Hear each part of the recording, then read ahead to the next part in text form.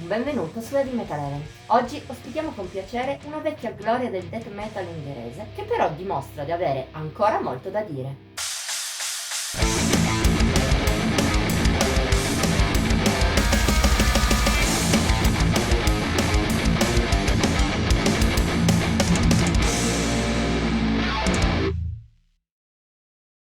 A volte, specie nelle frange più conservatrici dei fan metal, si sente dire che il genere sta morendo perché le nuove leve non riescono a eguagliare le band classiche, le quali a loro volta non riescono più a fare la differenza.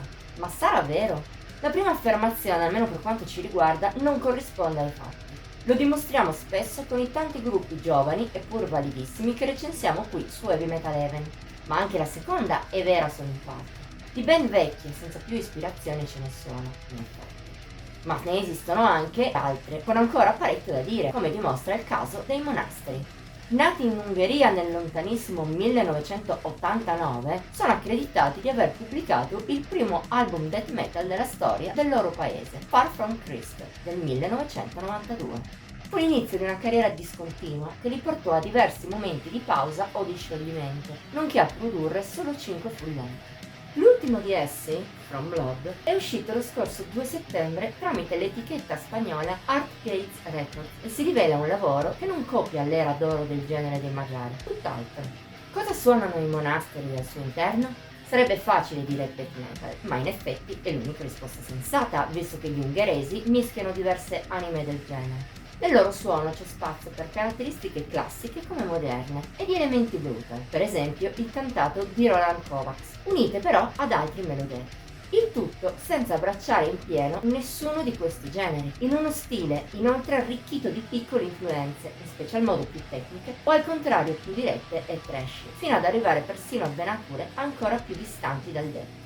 Il tutto è unito con sapienza dai Monasteri. Nonostante le sue tante sfaccettature, From Blood può contare sulla giusta unità stilistica e anche su un ottimo livello di songwriting.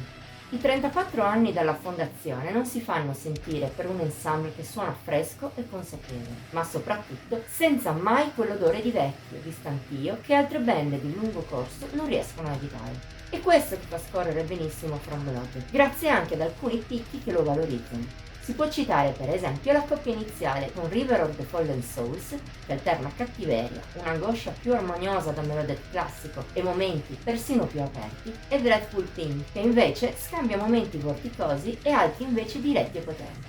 E ancora c'è Pulled Into State, influenzata persino dal metalcore e minacciosissima anche nella sua venatura melodica, fino a un finale invece carico a livello emotivo, oppure Dire Warnings. Si tratta del pezzo più orientato al thrash della scaletta, ma riesce anche a non rinnegare l'anima più profonda dei Monasteri, in un connubio molto ben riuscito e che la rende persino orecchiabile, almeno in relazione al genere degli ungheresi. Certo, il gruppo non è immune da un po' di alti e bassi, specie nella seconda parte della scaletta. L'emblema di ciò è Eternum Vale. Ha un intro atmosferico, fascinoso, soprattutto un crescendo finale eccesso, ma a tratti suona generica, poco incisiva. Per fortuna però, nonostante questa e diverse altre sbavature, nessun brano scende sotto la bontà. In generale From Blood si rivela valido e sostanzioso. E non è solo la personalità dello stile, anche a livello di contenuti i Monasteri mostrano il giusto spessore. Certo, non stiamo parlando di un capolavoro epocale e in fondo non importa. Se cerchi del death metal ben fatto e consapevole, che si ispira al passato senza copiarlo, gli ungheresi sono lo stesso i tuoi uomini. Voto di Heavy Metal Heaven 82 su 100. Anche per stavolta è tutto. Se ti è piaciuto il video ti invitiamo a mettere like, a commentarlo e a condividerlo. Puoi iscriverti anche al canale e attivare la campanella degli avvisi per non perderti neppure uno dei contenuti che pubblichiamo ogni pochi giorni.